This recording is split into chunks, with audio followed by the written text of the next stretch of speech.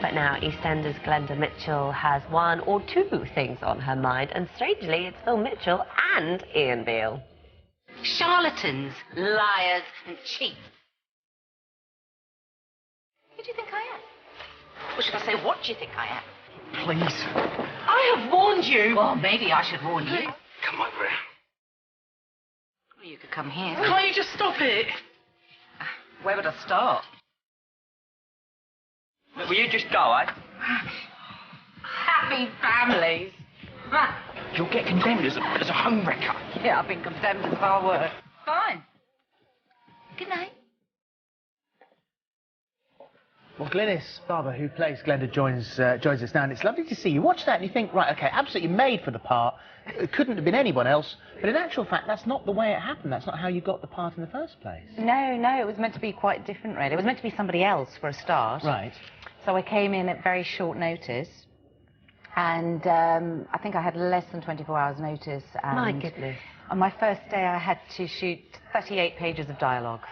So you throw you in at the deep end. 38 pages of dialogue the night before? Yeah, I was literally given the script at like 5 o'clock, and then I was up at 6 o'clock the next morning, 38 pages of dialogue. Well, doesn't that terrify you to have a task like that? It did. I don't actually know how I did it. Yeah. Just adrenaline. But I didn't have time to think. Which was quite nice. There was no time to think whatsoever. But at the same time, what a great role. I mean, such a great role. She must be a dream to play. I mean, she's a bad lady. She's a naughty lady. Well, I don't think so. I've resisted it. I've tried not to make her, your quintessential bad lady, and I think as a result of that, I think she seems even more devious. Yeah. Because, I'm trying to sort of see her point of view all the time. Well, she's quite clever with it, but she's just so driven by material things that it clouds her judgment. Well, she's a narcissist. I think she's a narcissist, so it's really hard for her to see anybody else's point of view because she can only really see it from her own point of view. So, I mean, she likes Phil because he's the sort of alpha male of the square. Exactly, and he's a bad boy. Yeah. And so I think she quite calculatedly decided that he was going to be her man. But I think she does fall for him along the way. And then, of course, he doesn't treat her very well. And the worse he treats her, the more she wants him. So what's she getting out of Ian Beale, then, other than money, I suppose? Money. Yeah. Well, I think she needs Ian to bolster up her ego. Because Phil treats her badly, she loses confidence, and then, you've got Ian Beale, he's always there, he's always available, he flatters her, and he pays her rent, so... Yeah. And is it true, did you do the two sex scenes very close together? I nearly said back to back, but it didn't sound...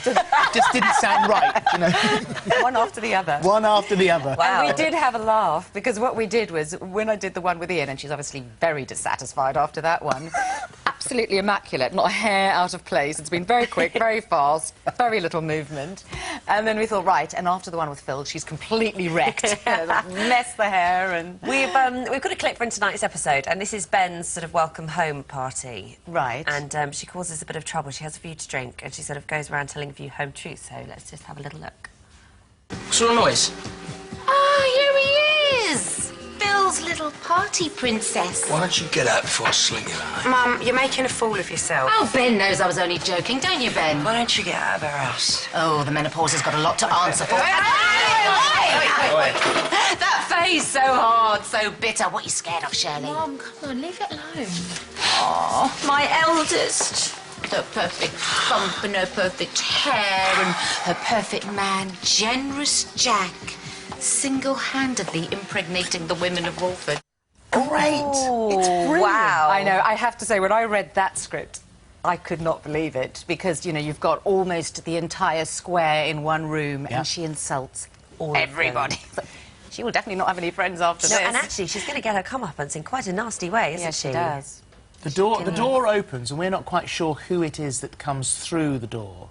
But the actions, I don't want to spoil it, the actions of the person that comes through the door are not what we would expect. No. That sort of says it, doesn't it? Yes. I think Without we can saying Can we say that you get gloves round your neck? I was going to say, a little bit of a push down the stairs. She does. There you go. There is an attempt on her life.